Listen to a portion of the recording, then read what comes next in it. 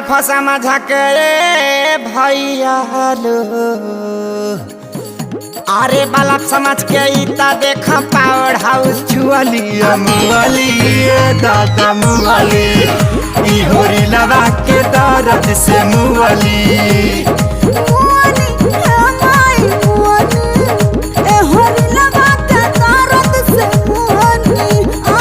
हमहु धरब तू धर तो हम चाली हल जा हमहु धरब तू धर तो हम चाली हल जाता चल चदरा में